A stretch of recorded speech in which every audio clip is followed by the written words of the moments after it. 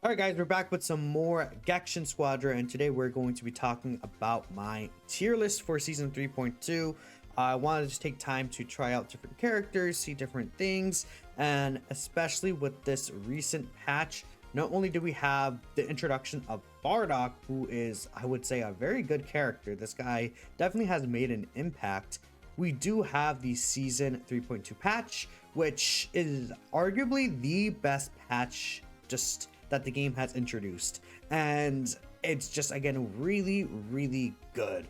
There is, like maybe one or two issues that should be addressed, but realistically I think that this has been a really great step in the right direction for many of these characters. So we're going to talk about this. Again, how we usually do these lists is I go from the worst in slots, then we go all the way up more and more all the way into best in slot, and then there's the range of these different characters here.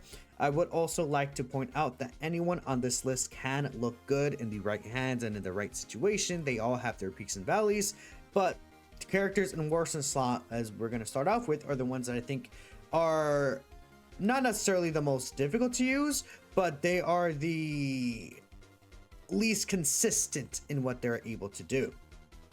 And I also hate these characters, so we're just gonna go through with it. First off, we have Deborah, Cell, Frieza, and then Gotenks. Again, I think these characters are just very inconsistent. Again, I have talked about this, and this is actually the exact same as my last tier list. As we take a look here, the only difference is that I did move 18 a little higher, and we'll talk about that in just a little bit. It's not really the biggest thing of all time, but I, again, think that we all know about the Deborah.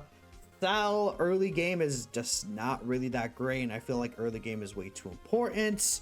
He does very bad early game. You need to put more effort in for things that characters just do normally. This is the biggest issue. He can't heal for your characters on bot lane if he needs to. It's just like very annoying. Frieza. Ultimate Gohan exists, unfortunately, for Frieza, and he also got like a nerf to Zarbon on top of this. So Frieza's even worse now, by the way, because they further nerfed Zarbon's damage. For some reason, Zarbon gets strike defense down, but like he does Ki Blast. And then the Doria got a slight buff, but goodness, poor Frieza fans. Sandra, if you're out there, I'm so sorry. We have Gotenks. We've talked about Gotenks. Poor Gotenks, man. If he, someone's either way, I know Annie knows. Annie has made a video on this, but check on Annie, bro. Slightly Annie. No, this poor dude. They actually have to. What's it called? How to explain it? We need to kind of turn back time, just so that Gotenks is like he was in season 1, and he actually be good. All right, so next we have decent enroll, which I did have 18 on the lowest tier before. I did put her in decent enroll this time. The reason why is because, again, I feel like she's still not able to accomplish what she really wants to, especially in endgame, but she is a decent amount threatening, I think, in laning phase. Like if you try to fight 18 in laning, I think she can definitely catch you with a lot of different characters. Now, one of the other things that helped 18 is the buffs to boss HP between Ribrianne and Jacko. I feel like because of this HP boss, you can't just like necessarily one-shot the bosses like you used to be able to, especially Ribrianne. And this is something I'm even adjusting to, like the boss HP, like visually it looks the same, but the actual HP they have is lower. So I'm like, man, why am I not doing the damage I thought I would do? That's because their HP is way higher. So with that in mind, I think, again, team fights are still continuing to be incentivized and pushed in this game, which again is always a really good thing. And when it comes to that, 18 is actually pretty decent in team fights, but mostly, starting, like I would say early game and then mid game, she's like decent, and then she completely falls off end game when you have just like 16,000 beams going around. Even like mid-game-ish, depending on the situation, like Superstar, especially. I don't know. Next on this list, we do actually have Super Saiyan Vegeta. And again, this guy is just like, he's inoffensive. He's not really doing anything too crazy. Like his shield restore is nice, and he was like, he's actually decent in like team fights because of this skill 1 shield restore. But I feel like he needs to do something more. Skill 3 is interesting, but I feel like it doesn't really necessarily help your team that much. I feel like, you know, his rush attacks don't do anything. This doesn't really matter, like this cooldown effect on his like HP being at a lower percentage. Like, it's okay. I feel like the thing with Vegeta is, of course, you know, it'll help him restore his shield more, and he has a lot of shield, but I think especially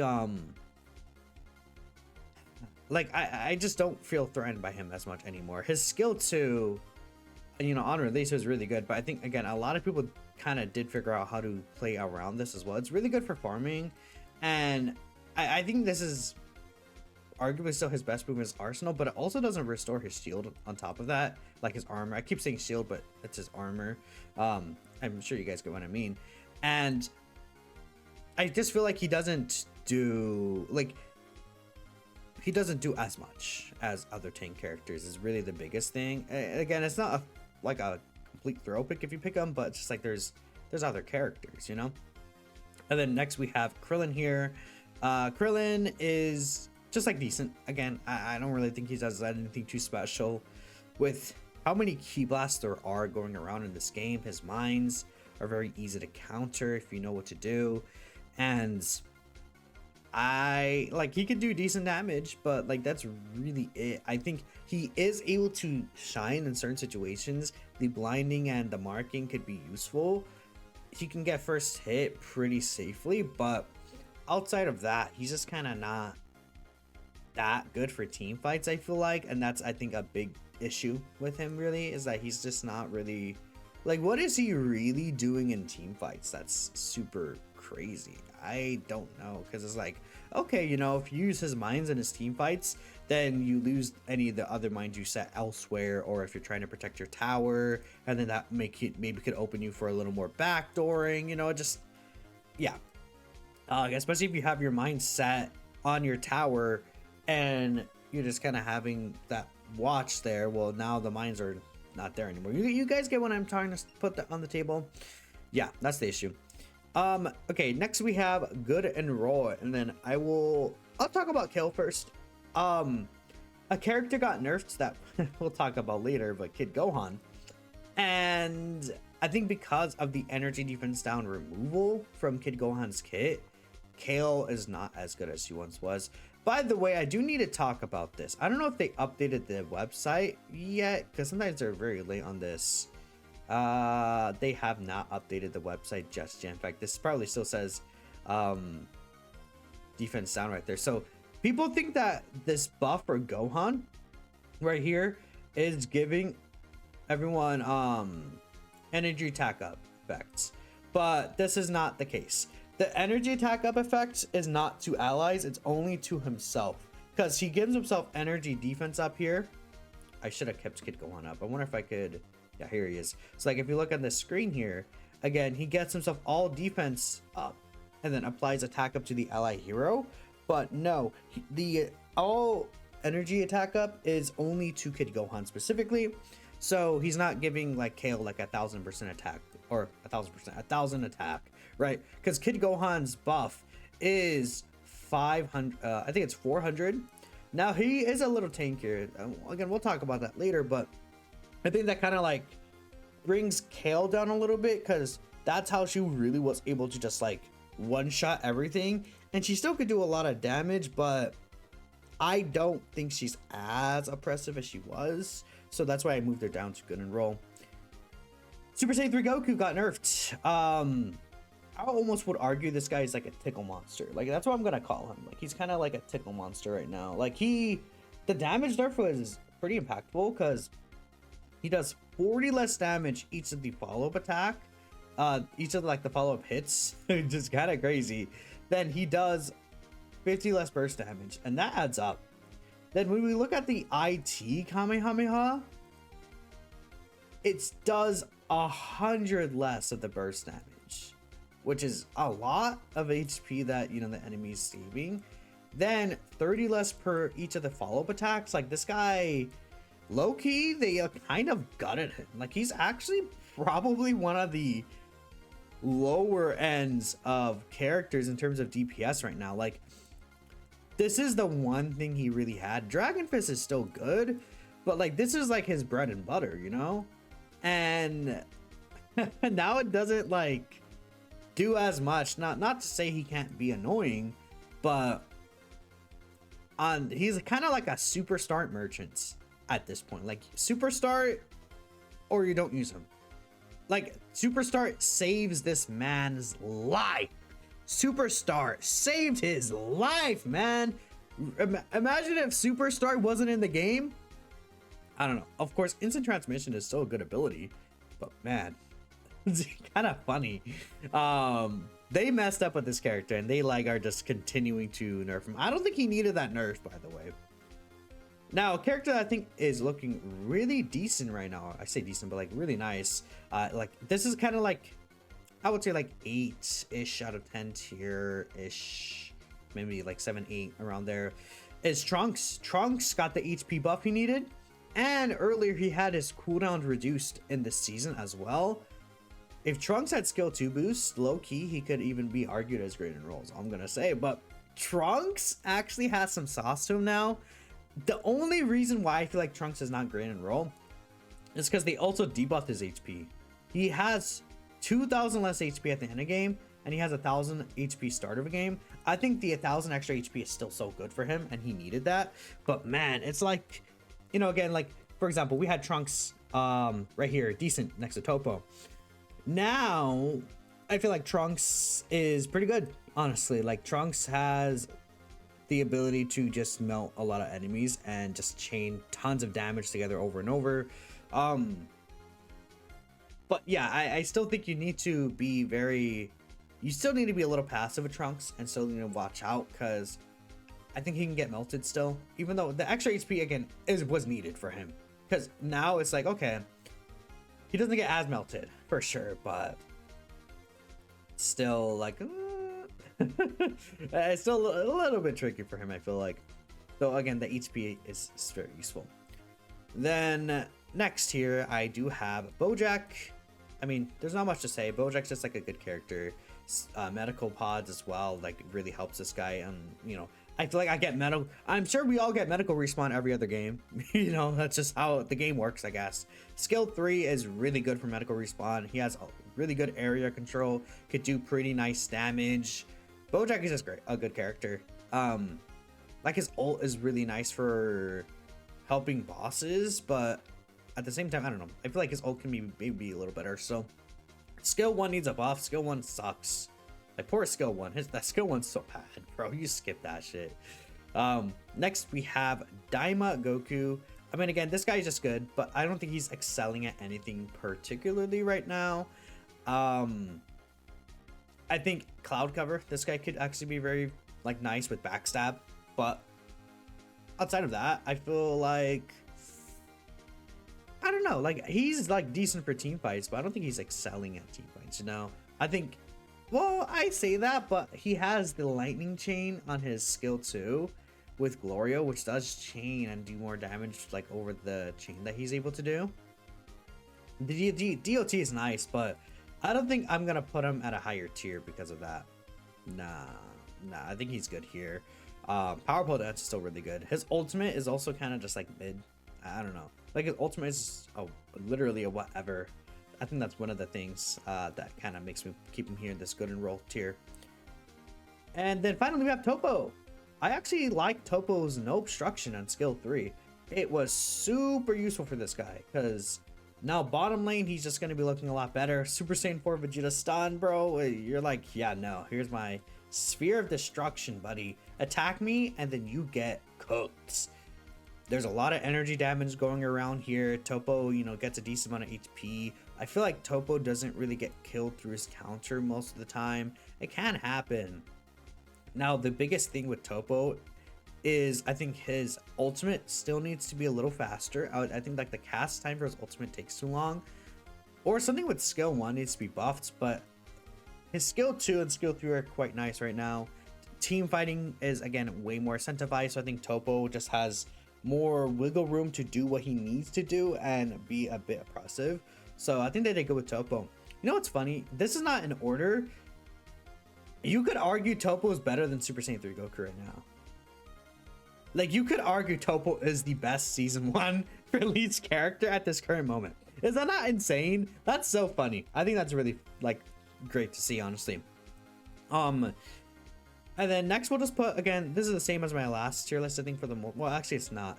So we have Zamasu here, then Baby, and then I will put just Majibu as well. I mean, again, these are characters that didn't really change at all, so there's not much for me to say. Again, Baby is pretty good for team fighting. Zamasu and Superstar could be a bit oppressive. He's like decent for team fighting as well. He could be he's pretty nice laning phase. I do like Zamasu just generally. He just needs, again, give Zamasu a stagger on skill 2, and this boy is kind of like really cooking that stagger and a speed up, because his skill 2 has a really long windup. Decrease the windup, give him a stagger. Zamasu could be pretty good, especially on dude. Superstar Zamasu is dangerous. He's a dangerous guy. You gotta watch out for Superstar Zamasu, bro. He's a menace. He's a killer. Okay. Of course, we know Baby already. Majibu, I mean, just a decent character. Like, I say decent, but he's like not in the decent role. Like, I think he can provide a decent amount with the healing. But he also has the Strangle Gun, which I really do like. I personally have always been a fan of the Strangle Gun. You know what they could do to make Boo really good though? If they make his ultimate area of hit wider, or even like a little faster cast time. If Boo's ultimate is silly, because if they make it too good, he's low-key busted with that ultimate. Because if they're all grouped up together, you could just use Boo's ultimate and then turn multiple enemies into candy. Or if there's a wide enough range and you turn multiple of them into candy, that's kind of like free eats. Free boss almost, you know. I think Boo's fine where he is. The next we have Great and Roll. Putting respect on Super Saiyan Goku. In my last list, I had him a tier lower than he should have been. I then kind of was like, because to be honest, when it comes to Super Saiyan Goku, like, I'm sure you guys saw me when I was talking about it in the stream that the details came out for the initial season 3 patch. I was like, I still think Super Saiyan Goku is really good. In fact, he even got a movement speed increase on his what's it called? What was it? It's his skill 3 Kaioken. He has one less stock when it's end game, but I don't think that's really the biggest deal. But he has 15% movement speed up on his first level of the skill, which is basically making up for the loss of Android 16. And yeah, I mean, Goku still does a lot of damage. The movement speed down he has, do not underestimate the skill 2 movement speed down. That is a 70% movement speed down. That's also an AoE effect. Spirit Bomb is still pretty good at getting the final hit on bosses. Kamehameha is still really good. His passive skill gives him a ton of damage. I feel like that's one thing people don't talk about. This passive skill, I mean, I feel like this passive skill, bro, is crazy good. Like, it gives you a ton of extra damage. This guy is still great. You know how many nerfs this guy has received? He's unkillable. They made him too good. To nerf this guy at this point, they have to rework his entire kit, and they're not gonna do that. This Super Saiyan Goku is still, it's crazy. It's so crazy, man. Oh my goodness.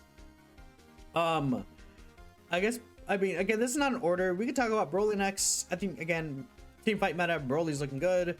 Broly is able to kind of cover a lot of distance, closing on the enemy, be very oppressive. If Broly wants to fight, you are fighting Broly. That's all I'm gonna say. His ultimate is still really nice. I feel like it is still good for, you know, team fights around in the arena for bosses, and it does give movement speed down as well, which is pretty cool. And yeah, that's kind of it. I think Broly, one issue with Broly maybe is that you could say, you know, Kale's existence was hurting Broly a little because he's pretty weak to energy damage. I feel like you see his energy resistance is on the lower end, especially for the strike resistance. But Kale's not really as effective anymore, and so is Super Saiyan 3 Goku. So I think Broly has a little more wiggle room to kind of, you know, do what he wants to. Piccolo's still really good. That's pretty much it. I mean, Piccolo has been as good as he has been since his buff in season 1. They haven't adjusted him. Increasing the boss HP doesn't, like, okay, the thing about Piccolo is that he still does the most damage and it has one of the better secures, but you still need to be a bit careful with him. And I don't think he's like guaranteed like a best in slot option even because of special beam cannon, because I think he's Piccolo is an attacker that is a bit reliant on your teammates and what your teammates do. If your teammates fumble and fail you, then you are also going to fail as Piccolo, because you need to be like peeled for. You need to have your team just like do really good for making sure like the boss is at a good position or with the enemies and things like that. But that's pretty much it. Next, I guess we'll talk about Vegito. Again, this is characters that I covered a lot in the last list. I feel like I don't have to talk about too much. Vegito's good. Really good team fights. Gives himself a lot of extra HP. I really like the transformation that you could use early on just to get out of jail fruit. A free get out of jail card, essentially early game. It's always a useful ability to have. Can help you very successful in laning phase. I like this guy. I think he's quite good. I almost put him in best in slot, but I decided otherwise. Then, I mean, from here we'll put Cooler, Caulifla, Kid Gohan, 17, and then Hits. I mean, again, like, these really great characters, not much I have to say. I will address Kid Gohan though. Kid Gohan's buff got nerfed, so he's not best in the slot anymore, in my opinion. I feel like Kid Gohan is overall a really good character still. He still has his ultimate stun. He still has his skill 2 stun. Skill 3 still does give energy defense up, which is really nice. He's a bit tankier now. His cooldown in the skill 3 was also reduced, which, you know, could be a decent defensive tool. And again, against a character, you know, if you do run into a KO, or maybe even Super Saiyan Goku or Piccolo, you know, there's a lot of characters that defense up could be useful against. So it's still nice. And I mean, Oob, right? Well, we'll talk about Oob right now. Hit is really good. 17, I feel like you could argue him lower, and I'm thinking about it, but I think I'm gonna keep 17 here. I do still like his ultimate. I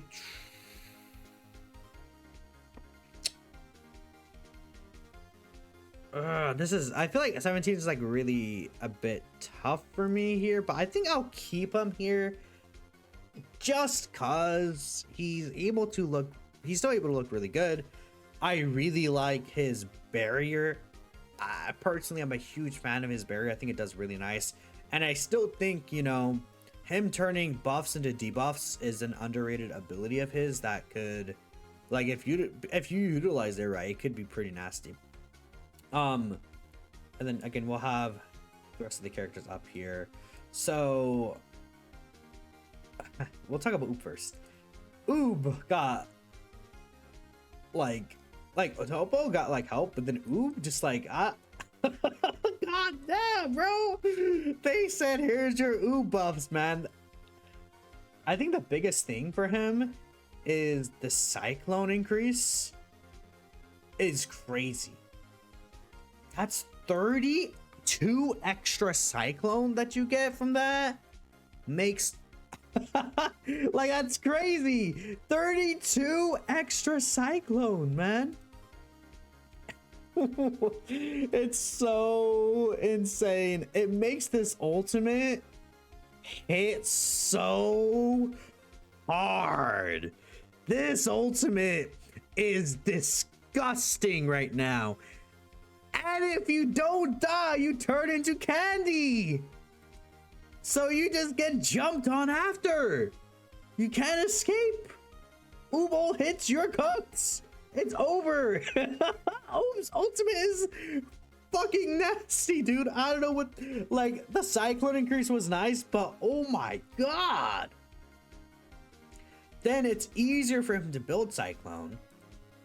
Then right here, skill 2, the rush attacks, the range was increased firstly, and the hit effect was also increased, so he's doing more damage in skill 2. Skill 3 had a 1.5 second decrease, and that has 3 stocks. And he got more HP early game. Like, oh my god. They just wow. They gave him everything. They said, yep, we're buffing Oob. They buffed everything about him. Oh, I didn't mention this about 18, but she did actually get a decent HP increase, which is really nice for her. I forgot about that. Yeah, that's another reason why I had her up there. But oh my god, ooh, bro, goodness. Now, Gammas are still, I think, best in slot for attacker, because even though they did get rid of the stagger, they gave him so, like, everything else. Like, well, Gamma Strike was nerfed, but I feel like while having skill 1 is nice to switch them, Gamma Strike, like, okay, the thing about like being able to switch between the gammas, it is useful, and you know, sometimes you do want to skip upgrading it though, or I feel like some people might not even get it. You have your ultimate, which is, I believe, a 60-second cooldown, so even if you die with one of the gammas, you're able to use your ult and get them back. But yeah, he lost the stagger. I think, you know, that was, the stagger was disgusting. I think the stagger was too good. But then they gave him immune to all. Why? Because yeah. So when you use their ultimate, they can't die. They actually can't die for a second and a half. They're invincible for a second and a half. Think about that. You see a massive ult coming in, you might die. Pop that ult. You iframe through it. It's actually iframes. That's what it is. And then while special pose is active, he gets an extra 2 meters in his rush attack range, which is really cool. The Gamma 2 movement speed up is increased to 25%. He gains a 15% movement speed buff. We gotta replay the OST because we're just like yapping. But you get the 15%, bro. Again, that's Android 16. We talked about this already. But again, like, we take a look here. When you switch into Gamma 2, yeah, each Gamma has their own base HP, rush attack, and movement speed. Gamma 2 got a movement speed increase. He got less damage here, but the movement speed increase is really nice because you could just, again, move around and then switch into Gamma 1, use this skill over and over. I actually don't know if that affects this. I feel like it would take the movement speed from Gamma 2, the higher movement speed, is what I assume it would do. I can't say that for sure, but it does, again, combine their HP stats into one, transforms their rush attacks into combination attacks. I assume the movement speed is gonna be, okay, to be fair, I haven't really thought about that specifically, but we know how good the Gammas are, right? Now, Ultimate Gohan. This guy is just, he's still really good. Now, I feel like he is, the HP nerf does hurt him, and I've said this the past few tier lists I've done. The HP nerf does definitely hurt, but it's not the end of the world. He still just has so much movements, a lot of control in team fights. With these team fights being drawn out, though, it could be a little dangerous for him, because of the HP nerf he has and the lack of what buildup was in season 2. But this guy's still really good, and I will say Bardock is I feel like Bardock is like pretty solidly best tank, But Super Saiyan 4 Vegeta is still really good. And I don't feel like putting Vegeta next to Cooler and Caulifla. I don't think that feels right. Because I think Vegeta is still pretty strongly like there. Like Vegeta is closer to Bardock than he is to Cooler and Caulifla. Let's talk about Bardock. Busted character. Actually insane. Like Bardock has so much control over the map. He has like a built-in steel skin, kind of. I don't know if it's the exact same as steel skin, but it works similar to that when this is built up. He actually becomes quite decently tanky. Skill 2 is like the best move in the game. AoE Roto that activates multiple people and pulls them away, and he becomes extremely tanky when he's guarding. It does damage over time. Very stupid.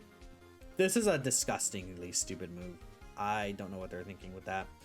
His ultimate's annoying. I don't think it's crazy good, but again, it's kind of a very similar thing to what Super Saiyan 4 Vegeta's ultimate is doing, except he's not just standing around like Super Saiyan 4 Vegeta.